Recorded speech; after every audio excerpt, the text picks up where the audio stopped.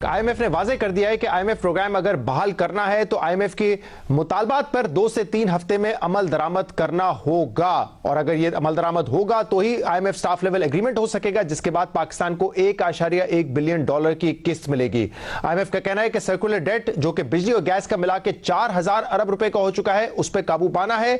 साथ ही आईएमएफ का यह भी कहना है कि 7470 अरब रुपए का जो टैक्स रेवेन्यू टारगेट है और 850 अरब रुपए का जो लेवी टारगेट है वो पूरा होता हुआ नजर नहीं आता, जिसकी वजह से फिस्कल खसारा बढ़ेगा।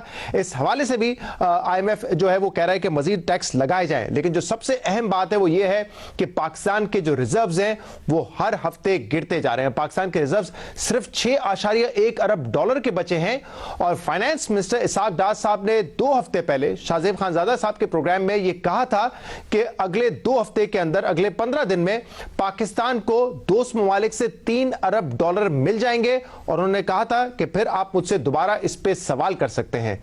क्या दावा किया था इसाक डार साहब ने, सुनिए। कुछ हैवी पेमेंट्स ड्यू हैं, तकरीबन $3 बिलियन की पेमेंट्स अगले 10 से 15 दिन में पाकिस्तान के रिजर्व में ऐड हो जाएंगी। ये मैं आपको एश्योरेंस दे रहा हूं। आप प्रोग्राम आज रिकॉर्ड कर लें और फिर आप मुझे 2 हफ्ते के बाद पूछ लें, तो $3 बिलियन इसमें ऐड होंगे।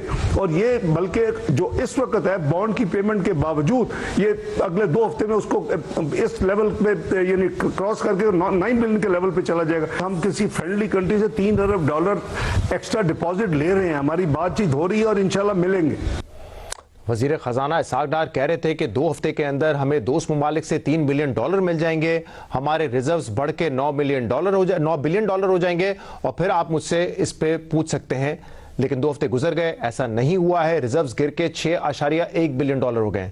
अहम बात यह कि पहली मर्तबा नहीं है कि इसाक डार साहब ने यह दावा किया हो। इससे पहले नवंबर के पहले हफ्ते में उन्होंने कहा था कि हमें दोस्त ममालिक से 13 से 14 अरब की कमिटमेंट्स मिल चुकी हैं। उस वक्त पाकिस्तान के जो ज़र मुबादला के ज़खायर हैं वो $8.9 बिलियन थे, अब वो गिर के $6.1 बिलियन हो गए हैं। लेकिन ना तो वो 13 से 14 बिलियन पाकिस्तान को मिले हैं, ना ही 2 हफ्ते पहले जो उन्होंने कहा था कि $3 बिलियन पाकिस्तान को मिल जाएंगे वो अब तक मिले हैं। क्या सूरत हाल, इस पर हम मजीद बात करेंगे, जिसके लिए हमें ज्वाइन किया है मेहताब हैदर ने।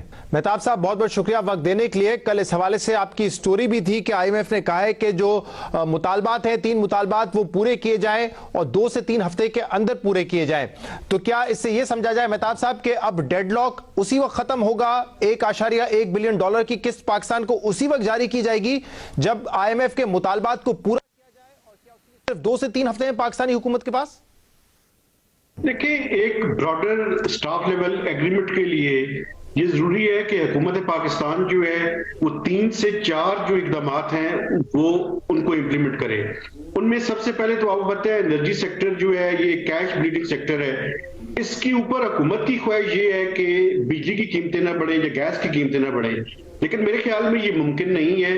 अगर हमने एक सर्कुलर डेट का वाइबल प्लान हुकूमत ने पेश करना है, उसके लिए जरूरी है कि एक तो एफिशिएंसी और गवर्नेंस को इंप्रूव किया जाए, लेकिन टैरिफ के अंदर भी इंक्रीज करना पड़ेगा। एक तो ये इशू है।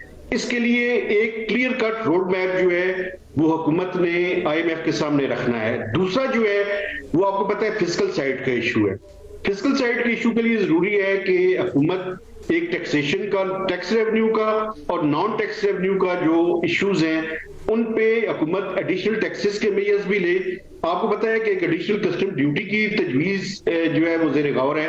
इसके अलावा एक एमनेस्टी स्कीम गाड़ियों के लिए वो भी ज़ेर गौर है, और नॉन टैक्स रेवेन्यू पे भी हुकूमत को कोई इस तरह का प्लान पेश करना है कि जिससे 850 अरब रुपए का अगर टारगेट अचीव नहीं भी होता उसको रिवाइज भी किया जाता है, तो कम से कम इतना हो कि जिसमें ब्रॉडर एग्रीमेंट हो। तीसरा जो मैं समझता हूं इस टाइम सबसे इंपॉर्टेंट इशू है वो ये है कि आप वो एक्सचेंज रेट जो है उसके ऊपर भी हुकूमत को कोई ना कोई जो है वो एक लायबल ऐसा करना पड़ेगा। चूंकि IMF के प्रोग्राम के अंदर अगर हमने रहना है तो 3 एक्सचेंज रेट इस टाइम चल रहे हैं, ये 3 नहीं चल सकते। IMF हमेशा ये कहता है कि एक एक्सचेंज रेट हो। बारी बारी बात कर लेते हैं। जो सर्कुलर डेट का मामला है जिसमें बिजली और गैस का सर्कुलर डेट अब 4000 अरब तक पहुंच चुका है, तो IMF यही समझता है कि जब गैस और बिजली के टैरिफ बढ़ाए जाएंगे तभी इस पे काबू पाया जाएगा, या हुकूमत का जो नुक्ता नजर है कि उसके बगैर भी किया जा सकता है? क्या ये मुमकिन है? क्योंकि इस पिछले हमने देखा है कि जो लाइन लॉसेस थे उसमें भी इजाफा हुआ है, बिजली की जो रिकवरी है उसमें भी हमें कमी देखने में आई है। तो क्या बगैर टैरिफ बढ़ाए ये पॉसिबल है? हुकूमत समझती है ये हो जाएगा? देखिए, हुकूमत की ख्वाहिश तो ये है कि वो टैरिफ ना बढ़ाए क्योंकि उसकी एक पॉलिटिकल कॉस्ट है। लेकिन जो मिनिस्ट्री ऑफ एनर्जी ने 3 प्रपोजल्स हुकूमत के सामने रखी शुरू में, और वो 3 प्रपोजल्स ये थी कि एक नया सरचार्ज जो है वो लगाया जाए। उस सरचार्ज में अब मैं आपको बताऊं कि अगर 2 प्रपोजल्स तो ऐसी थी जो बिल्कुल ही हुकूमत को अनएक्सेप्टेबल थी। एक ये थी कि 31 रुपए 60 पैसे पर यूनिट कीमत बढ़ाई जाए, दूसरी थी कि 12 रुपए 69 पैसे, और तीसरी प्रपोजल ये थी कि 2 रुपए 59 पैसे पर यूनिट कीमत बढ़ाई जाए, लेकिन उसके लिए 650 रुपए की सब्सिडी रिक्वायर्ड है।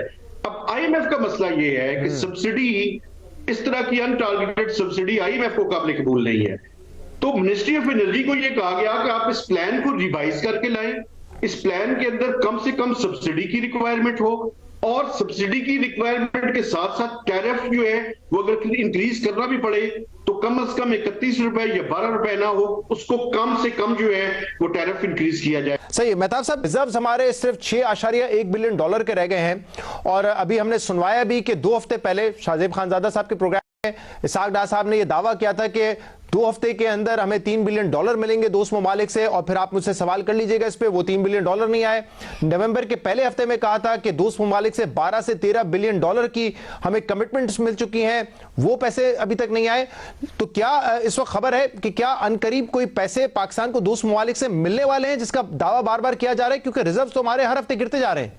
प्रॉब्लम ये है कि हुकूमत ये दावा तो कर रही है और अभी भी वो बड़े कॉन्फिडेंट है, और ये कहते हैं कि दिसंबर के लास्ट वीक में एक फ्रेंडली कंट्रीज से पैसे आने वाले हैं, लेकिन there is a gap between the cup and the lip. जब तक ये पैसे मटेरियलाइज नहीं होते, और अगर ये पैसे मटेरियलाइज ना हुए तो ये क्राइसिस जो है वो ट्रिगर कर जाएगा। एक्सचेंज रेट के ऊपर जो आईएमएफ का मौकफ है वो ये है कि अगर आपके फंडामेंटल्स ठीक नहीं है तो आप बुनियादी तौर पे एक्सचेंज रेट को आर्टिफिशियली मैनेज करने की कोशिश ना करें, बल्कि अगर वो डेप्रिशिएट होता है तो उसको डेप्रिशिएट होने दे। बहुत बहुत शुक्रिया, बहुत बहुत शुक्रिया। मेहताब हैदर साहब हमारे साथ मौजूद थे, इस पूरे मुआशी मामले पे अपना तजिया दे रहे थे।